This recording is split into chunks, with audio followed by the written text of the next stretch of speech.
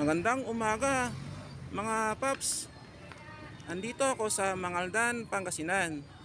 Si Sir, tuturuan ko kung paano magmotor ng automatic na motor. Kung paano mag-drive ng automatic na motor. Ayan. Ang unang step, Sir, i-on mo yung susi. I-on mo, ayan. On. I-on. I-on mo yung susi. Ngayon, lumitaw na po yung yung panel. Pagkatapos yan, bago mag-start, pindutin mo yung preno. Sige sir, pindutin mo yung preno. Pindutin mo yung preno tapos start. Sige yan. Yan. Kasi once na hindi mo press yung preno tapos pinindot mo yung start, hindi siya magi-start. Kailangan ang pag-start ng motor, ipe-press mo yan, isasabay mo. Press, tapos pindot sa start. Tapos tutunog na yan. Tapos lumitaw na po yung number sa panel board. Yan. Panel board. Ngayon po, bago siya umarangkada, titignan niya muna sa paligid niya kung meron siyang masagi. Ngayon po, sa pagmumotor ng automatic, pag nagdadrive siya tapos umaandar na siya, huwag niyang titignan yung manubela habang nagdadrive. Ang titignan niya yung daan. Yan. Sige sir, i-drive mo na tapos balance. Sige, ikot ka sir ha. Yan, dito, ikot ka. Sige sir, ikot ka tapos balik ka sa akin sir. Yan. Yan. Yan, oh. Yan si sir, oh. Tinuturoan ko paano magmotor ng automatic. Yan. Kailangan balance. Huwag niyang titignan huwag niyang titignan yung manubela. Ang titignan niya yung kalsada. Yan si sir. Yan. Yan. So sir, di ba, ulitin ko sir. Sige, patay mo muna yung makina.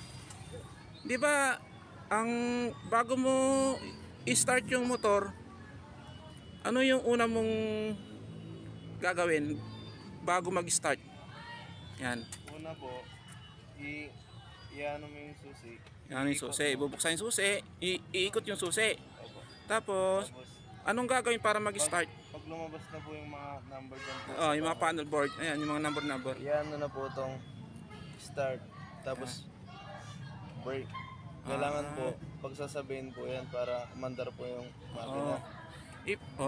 I-press yung brake sabay start para mag-start. Kasi, hindi naman pwedeng i-press mo yung start tapos hindi mo i-press yung brake, hindi siya mag-start.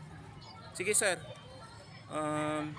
i-press mo yung brake tapos start para tutunog. Ganyan guys ang proseso. Yan. Tapos yung itong throttle, ito yung controller. Itong throttle na ito, once na binirit mo maigi, once na ginano mo maigi, bibilis yan. Baka mabangga ka pa, hindi mo makontrol. Tapos, kung bago mo siya ipatakbo or bago mo siya i-drive, kailangan yung kamay mo naka-ready sa brake lever. Yan, naka-ready para in case of emergency hindi ka mababangga. Yan. Ganyan. Sige sir, isang ikot pa sir. Isang ikot pa. Yan, tapos balik ka sa akin.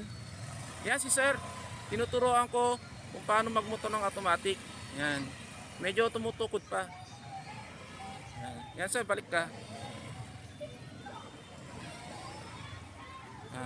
Sir, thank you sir ha. Sir, anong masasabi mo sir? Madali ba? Medyo, pag nasanay ka na po, paano mo po siya? Parang dadali na lang po sa iyo. Sige sir, thank you. Bye bye. Okay, thank you sir.